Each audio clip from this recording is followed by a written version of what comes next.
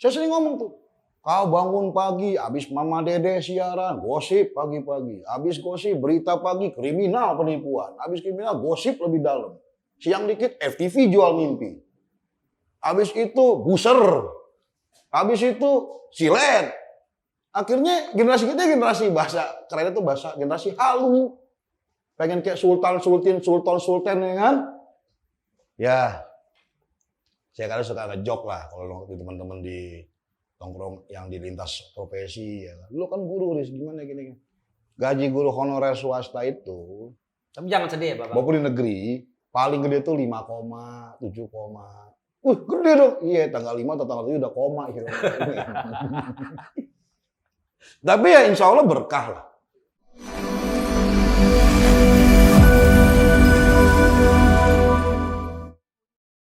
Bang Ais, tadi Siap, kan Bang Indra. mulai masalah pendidikan, terus masalah kondisi zaman sekarang nih ya, yang mudah baper ya kan. Terus harusnya dunia pendidikan, menurut Babang Ais selaku guru nih, idealnya seperti apa? Ya siap, saya sambil minum dulu ya. Sayang, saya minum kopi nih. Ini kopinya mantep nih. Sambil ngerokok juga nggak apa-apa Bang Ais. Yang pasti beginilah. Ideal seperti saya nggak pernah bicara ideal sebenarnya karena masing-masing punya teori nih. Bukan ideal ya, maksudnya begini. Maksudnya bagaimana dunia pendidikan ini Abang selaku guru bisa melahirkan generasi-generasi yang memang bisa menjadi pemimpin masa depan. Pemimpin, ya. Saya kalau dengan kata pemimpin itu 3 kurangin N jadi pemimpi. Nah, karena saya suka bertanya tuh bedanya pemimpi sama pemimpin itu apa? Dalam setiap saya ngajar di kelas, saya cuma tanamkan, kamu jangan merasa pesimis sebagai anak bangsa Indonesia. Oke. Kamu harus optimis. Terlepas apapun yang terjadi di negara ini, kamu harus optimis. Kenapa harus optimis? Karena rasa optimis itulah yang masuk di akal dan rasional, dan gak berlebihan, itu menjadikan bangsa ini menjadi maju ke depan. Minimal, kau bisa angkat derajat keluargamu. Bapakmu misalnya kerjanya di jasa pengangkutan, nah kau yang punya jasa angkutan. Mamamu misalkan single parent, kerja di jasa kuliner, nah kau bos jasa kuliner. Begitu. Jadi pendidikan itu kan sebenarnya kan dalam Al-Quran itu kan mengangkat derajat ilmu. Selain orang-orang yang memahami ilmu agama.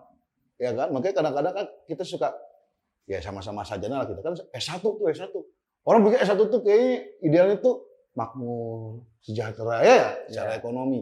Kalau indikator keberhasilan seorang dinilai dengan materi, ya itu kan debatable. Tapi kalau idealnya itu adalah bagaimana bisa mengubah perilaku keluarganya, luas lagi ke lingkungannya, luas lagi ke wilayah lain lagi sebagainya. Itu kan menjadi hal yang luar biasa. Makanya kalau bicara masalah bagaimana ke depan, idealnya menurut saya ya lahirkanlah generasi-generasi optimis dan berani berbuat selama itu tidak menjadi hal-hal yang negatif buat orang banyak. Begitu. Contoh, saya selaku ngajar guru pendidikan Pancasila dan Kewarganegaraan, saya bilang, kamu jangan lihat orang-orang di partai politik atau di DPR atau pejabat publik itu jahat semua. Ini kan media melakukan, mohon maaf nih, saya bukan gituin media. Selama ini kan berita ini kan negatif terus. Saya sering ngomong tuh, kau bangun pagi, habis Mama Dede siaran, gosip pagi-pagi. Habis gosip, berita pagi, kriminal penipuan. Habis kriminal, gosip lebih dalam. Siang dikit, FTV jual mimpi. Habis itu, buser. Habis itu, silet. Akhirnya generasi kita generasi bahasa, keren itu bahasa generasi halu. Pengen kayak sultan, ya kan? Itu kan nggak kena. Makanya, contoh kecil aja deh.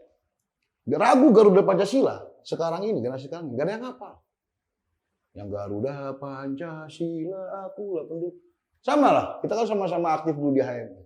Bagaimana Bang Hendra lihat saya melakukan bahasa lucunya nih screening kebangsaan dan sejarah. Gak usah kebiasaan sejarah, 4 aja kau hafal. Sekarang saya terapkan di sekolahan nih. Teks Sumpah Pemuda, Pancasila, Proklamasi, Tujuan Negara. Banyak yang nggak hafal.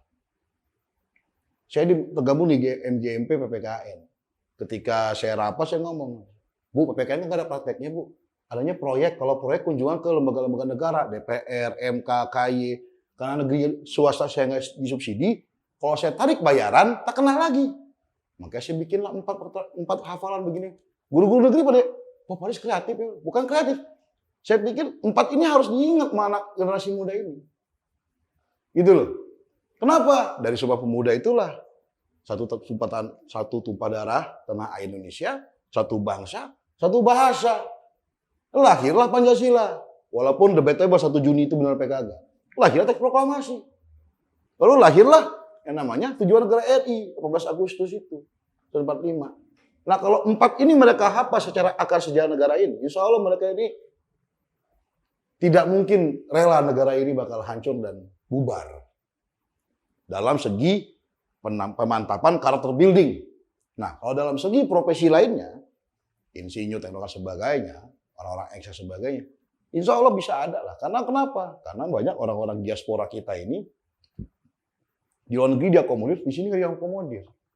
Nah ini kan sebenarnya PR buat pemangku kebijakan, ya kan? Karena nggak semua orang pintar itu berpikirnya itu materialis atau realistis, tapi ada yang idealis. Makanya saya kalau habis ngajar tuh penutup kata saya, masa lalu adalah kenangan, masa kini adalah kenyataan, masa depan adalah harapan. Itu kata-kata saya pakai. Makanya optimis, intinya optimis saja. Melahirkan generasi muda yang optimis dan menguasai segala bidang dengan tidak menanggalkan nilai-nilai akidahnya, agamanya masing-masing ya, dan berani untuk melakukan suatu inovasi dan yang penting sesuai dengan nilai-nilai Pancasila. Agama itu Pancasila atau dibalik lah. Kira-kira itu tadi kan kita begini, Babang. Kita kan bahas masalah mengenai saya murid lah ya. Ini lagi ya. Ngerokok boleh kok ngerokok. Siap. Kita bahas masalah. Saya sambil deh, nggak apa-apa. Tadi murid, terus kita ini mengenai persoalan kondisi guru juga, Babang Ais. Karena kan murid ini nggak lepas bagaimana dia dididik oleh siapa. Betul. Terus kondisi guru ini saat ini saya rasa guru ini memberikan semua hal-hal yang terbaik buat siswanya. Tapi kan cuman siswanya kadang-kadang mungkin belum bisa memahami gitu. Dan juga nasib guru kita nggak tahu nih.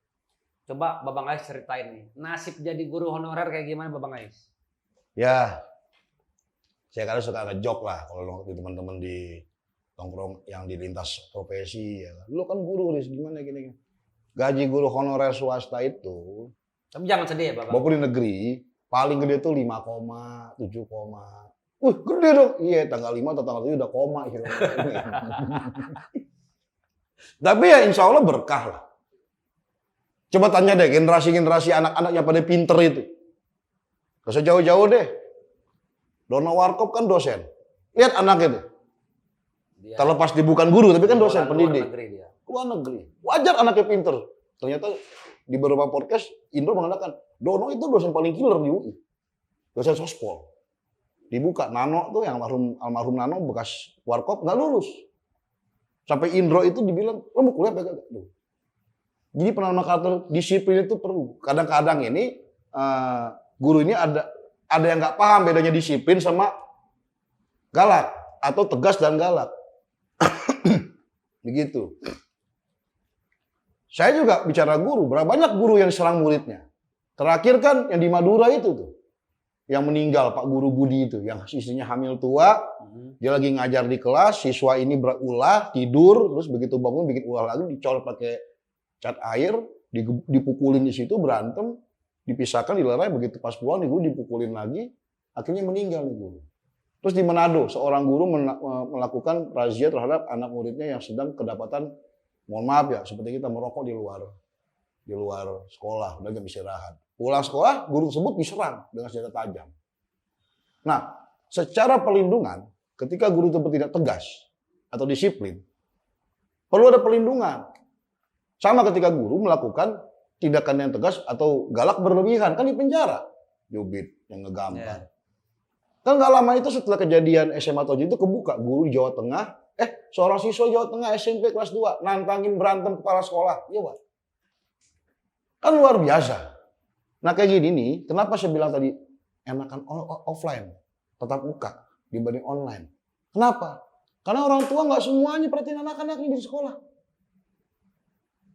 Makanya bahasa sekolah itu dititip anak itu. Makanya saya bilang, Pak, titip anak saya. Saya bilang, Bu, sekolah bukan tempat penitipan.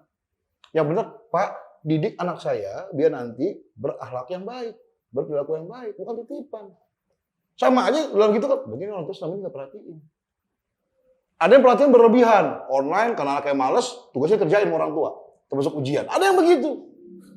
Begitu ada. Tapi kan tergantung lagi. Bagaimana orang tua mendidik anak-anaknya.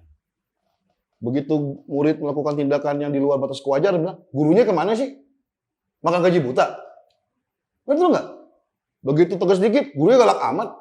Nah, kan sekarang banyak nih generasi-generasi mereka ini yang melakukan tindakan yang mohon maaf ya, seks di luar nikah, hubungan terlalu bebas, sebagainya. Itu kan yang disalahin kalau nggak guru pemuka agama kayak gitu-gitu nggak jauh. Nah, ketika guru pemuka agama melakukan tindakan yang sedikit preventif, dibilang terlalu berlebihan atau bahasa kerennya radikal-radikul ya kan, lagi rame.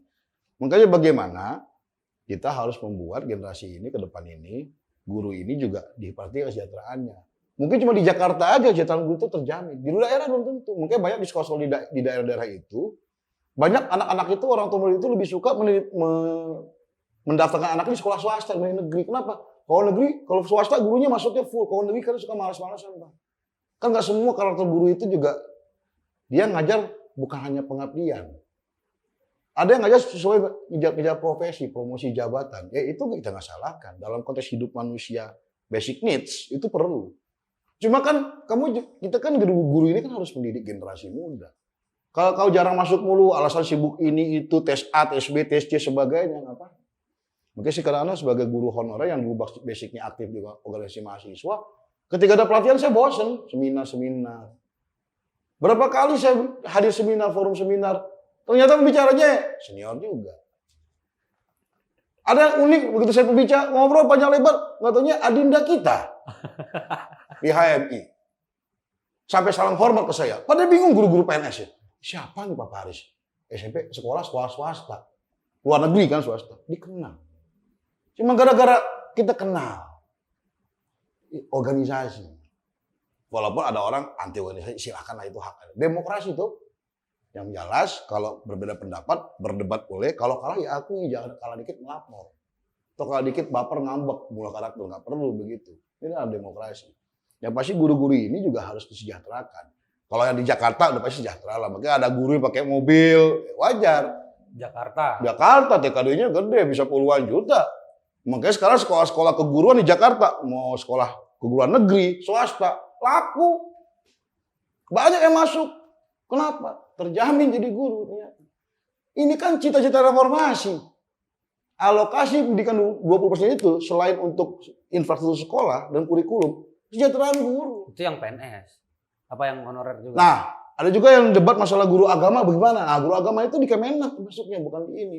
Kayak gitu kan saya nggak ngikutin. Saya ini kan ngajar, jatuhnya sebagai pengabdian profesi, pengabdian saya sebagai aktivis yang sudah malam lintang dikasih. Saya pengen balik nih, ayo kita bareng-bareng, kita bangun bangsa ini dengan baik dan benar. Walaupun bangsa ini maju, saya sudah nggak ada, minimal saya melahirkan sistem tabur tuai.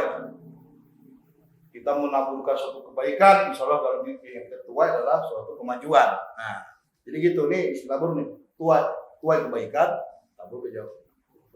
Ini makmuran, sejahtera. Minimal dia tuh makmur dan sejahtera bukan dari segi materi, minimal secara kekayaan, hasanah, wawasan dan ilmu di bidangnya masing-masing. Nah, gitu. Tapi kalau yang tadi persoalan masalah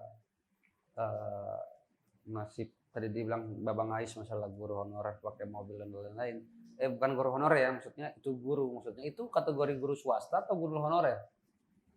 Ya, guru. Swasta apa PNS maksudnya? Saya swasta. Kalau PNS juga saya agak susah karena sekarangnya harus linear. Enggak, maksudnya itu yang tadi guru itu bisa dapat tunjangan mobil dan lain-lain, itu berlaku untuk guru PNS atau guru swasta? PNS. Oh, guru PNS. Tapi kalau guru swasta, kalau sekolah swastanya menengah ke atas, bisa juga dapat lumayan. Cuma kan sejauh mana kau bisa melakukan? Kan begini, ketika apa yang kau dapatkan harus sesuai dengan apa yang kau berikan. Begitu loh. Ini sekolah profesi guru ini adalah sebenarnya profesi yang sebenarnya Bener kawan dibilangnya tak bernilai, priceless, nggak bisa sebutin harga.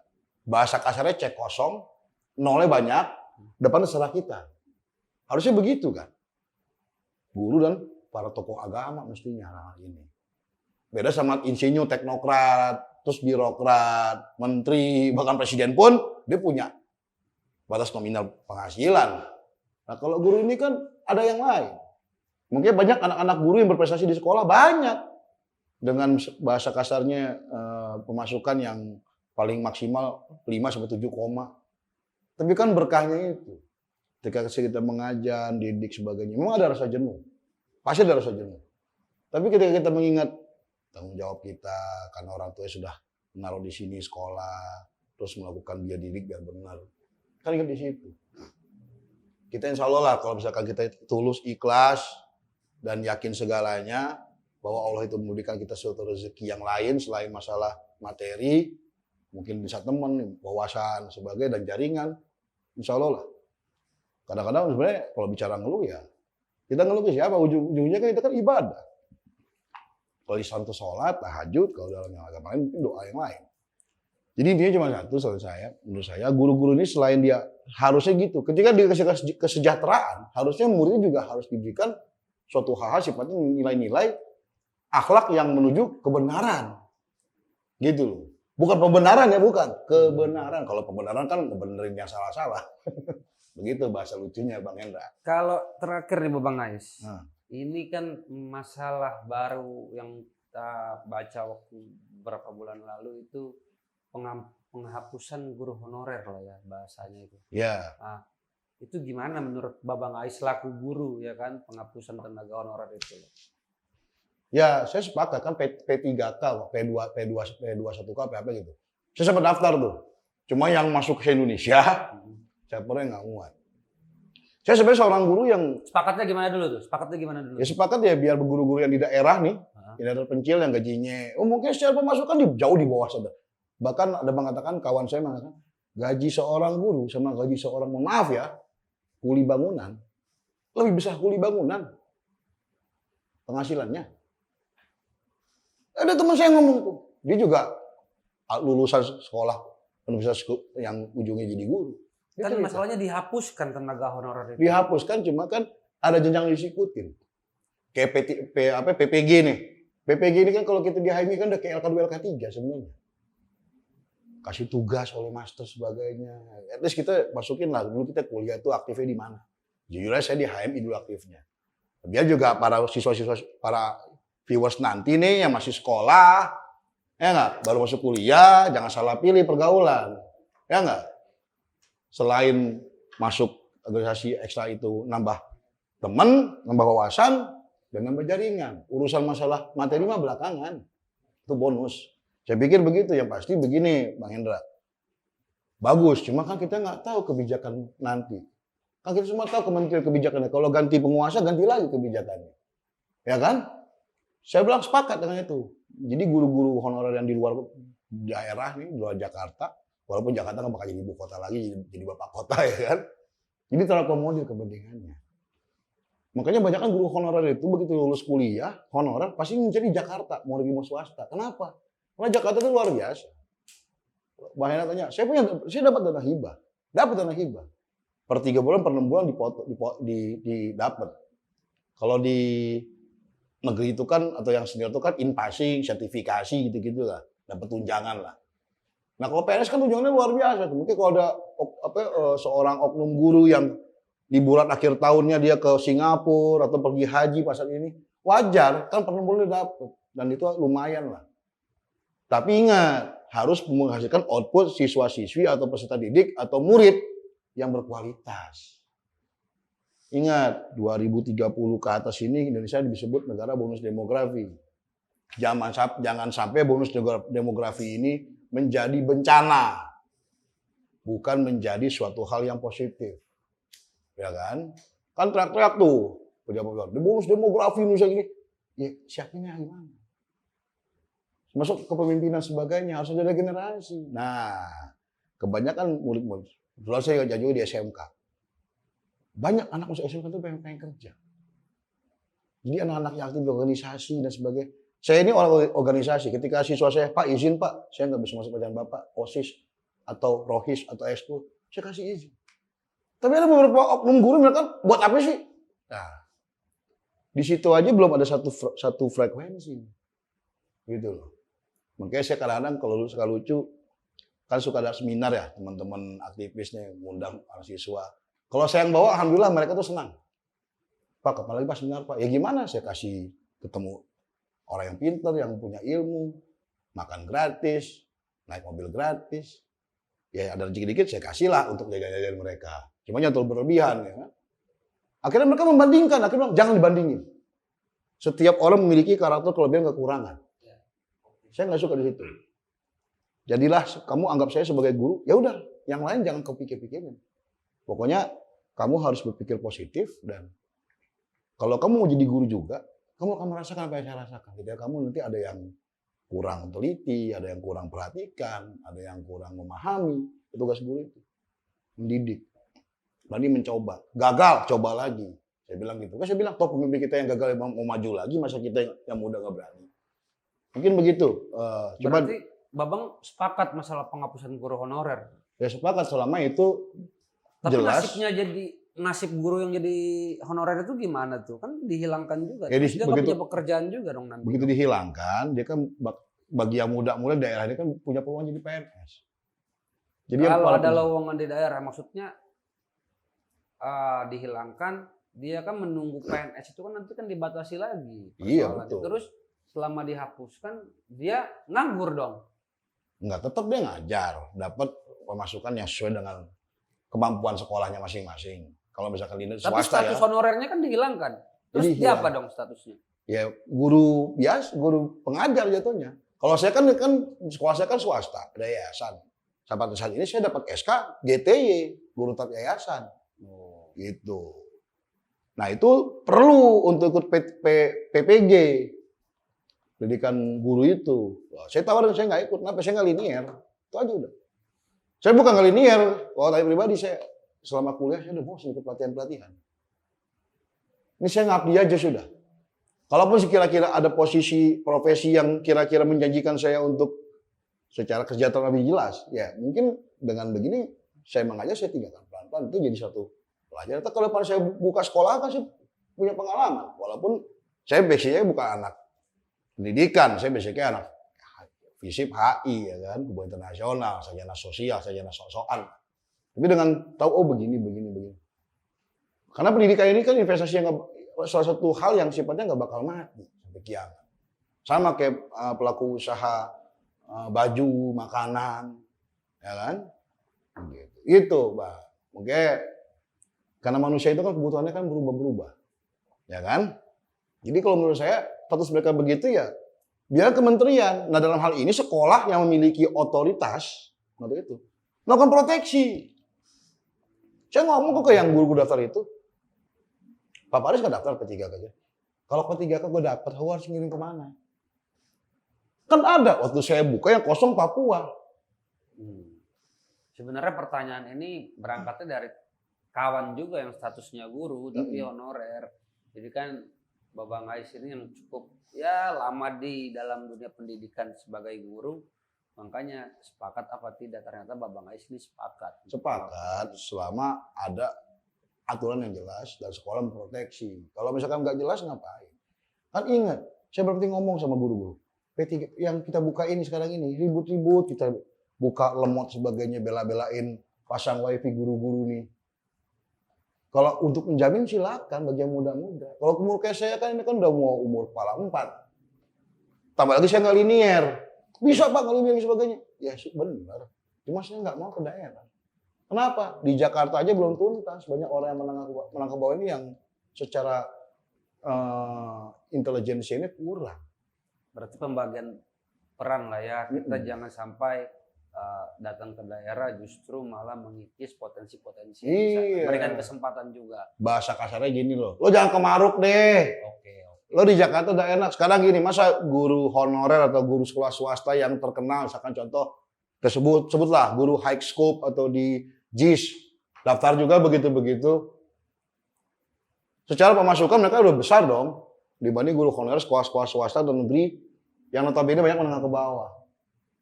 Makanya kadang-kadang ini pemerintah melalui Kemendikbud dan Dikti ini harus buat roadmap. Mapping lah, mana sekolah negeri dan swasta yang pendapatan orang tuanya menengah ke atas, mana yang ke bawah. Jangan unggulan-unggulan. Ini kan menjadi suatu hal yang sifatnya itu terjadi dikotomi gitu. Sama ketika di SMA lah, yang anak IPA dianakmaskan sama kepala sekolah. Yang IPS enggak, itu enggak bisa begitu. Dikotomi pendidikan eksak dengan sosial itu ya pelakunya siapa? Ya orang-orang mereka sendiri. Makanya kadang-kadang saya ngomong, eksak begini-gini, iya, kamu bikin handphone, bisa bikin motor. Yang buat regulasi siapa? Ya orang sosial. Makanya harus, ayo nyatu nih akademisi ini. Gitu, kolaborasi, elaborasi, melahirkan sesuatu yang sifatnya, bahasa kerennya itu, lupa lagi saya, keindahan, estetika. Iya kan? Indah deh kalau nyatu nih, harmoni. Iya nggak? Tim sepak bola aja perlu ada yang jago individu, perlu ada yang jago sebagai tim. Sama kayak tim basket atau bulu tangkis bagi mereka yang mainnya double, harus ada yang bisa tahan smash, ada yang bisa smash. Kolaborasi. Kalau persoalan ini Bapak Ngais, perubahan kurikulum ini kan selalu berbeda pemimpin, berbeda kebijakan, bahkan berbeda kurikulum. Itu gimana coba Bang? Nah, sekarang kan yang terbaru kurikulum merdeka nih. Cuma saya waktu pas workshop saya nggak ikut, karena saya pikir dengan kurikulum 2013 ya anak-anaknya sudah agak kelimpung adaptasi. Semua ini bisa diterapkan jika dalam satu pemahaman semua sekolah ini memiliki satu persepsi. Tapi kan isi kepala orang kan beda-beda. Kita nggak bisa dikte. Bang Hendra, ikutin saya. Ayo Pancasila gini. Nggak bisa, Bang. Pancasila iya, Bang. Tapi menurut Abang nggak begini, Bang. Ya kan? Betul nggak? Itu di situ. Jadi kalau ada rule yang jelas juga nggak semua orang menerima. Saya bilang setiap kebijakan pasti ada yang kontra. Nah, bagaimana kebijakannya bersifat fleksibel. Oke deh. Ibaratnya kalau kita bikin kopi, air panas dulu baru kopi. Ada yang kopi dulu baru air panas, ada yang enggak gula dulu, susu, baru kopi, baru air panas. Nah ini kan tinggal di ini, ujung-ujung kan sama bikin kopi. Betul nggak? Mungkin begini. Ini analoginya ya, maksudnya ibaratnya yang mudah-mudah simpel-simpel aja lah. Iya, mungkin kalau menyoal masalah kurikulum, tadi saya tangkap dari Bapak Ngais, ya gimana caranya nih guru-guru mungkin memberikan naskah akademik, karena kan perbedaan setiap sekolah A, B atau C berbeda penerapan juga. Betul. Ya kan berbeda zaman, guru ini sekolah ini terbiasa dengan kurikulum yang begini, tiba-tiba berubah zaman. Ya minimal Bapak Ngais juga bisa menjadi bagian salah satu motor lah nantinya untuk perubahan pendidikan di Indonesia. Betul, siap. Gitu. Amin. Saya kira ya mungkin ada closing statement dari Bapak Ngais mengenai dunia pendidikan hari ini yang mungkin ya bisa disampaikan. Ya, saya mungkin nggak panjang-panjang lah ya. Pendidikan itu adalah fondasi suatu peradaban atau kebudayaan suatu bangsa dan negara. Jika pendidikan ini tidak menjadi hal yang fundamental untuk kemajuan sebuah bangsa negara, maka bersiaplah mengalami masa-masa yang ya seperti Eropa abad pertengahan lah, dark age atau abad ke-8. Ingat 1200 ketika Mongolia melakukan invasi besar-besaran, Eropa dan Barat mengalami wabah hitam atau pes, penyakit tikus. Nusantara kita punya Majapahit yang bisa membuat Nusantara ini menyatu dan lagi-lagi ya makmur, subur namanya. Makanya saya selaku orang Indonesia merasa bangga lahir dan beruntung lahir di Indonesia. Dan intinya dalam hal ini untuk semua guru-guru, baik guru honorer, PNS sebagainya, jangan pernah kau lalai akan tugas dan kewajiban. Jangan pernah menagih hak terus tanpa kau memberikan kewajiban.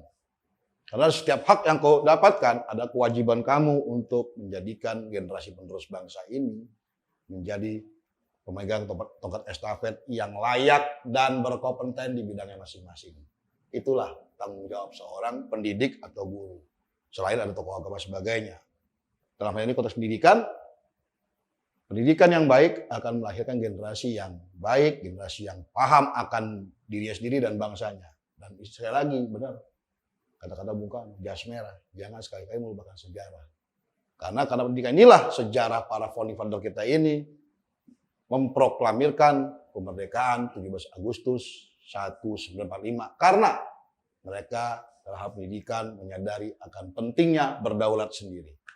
Saya pikir begitu, Bang Hendra. Oke. Dan ingat lagi, sekali lagi, jangan sampai negara saya, negara kita semua yang memiliki logo kebangsaan Indonesia Raya menjadi Indonesia Lara.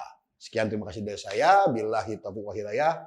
Wassalamualaikum warahmatullahi wabarakatuh. Terima kasih Bang Hendra atas undangannya. Oke, Bang Ais. Terima kasih Bang Ais sudah datang pada malam hari ini, pada hari ini juga, ya kan, pada sharing kita pada malam hari ini. Sebenarnya kita hanya ingin berbagi tempat untuk mengedukasi podcast ini. Bukan berarti untuk cerita keluh kesah juga, tapi bagaimana ungkapan isi hati juga terus yang mengedukasi. Saya kira itu mungkin Bang Ais. Terima kasih sudah datang pada malam hari ini. Kurang lebihnya saya mohon maaf. Wabillahi taufiq wal hidayah. Assalamualaikum warahmatullahi wabarakatuh. Waalaikumsalam.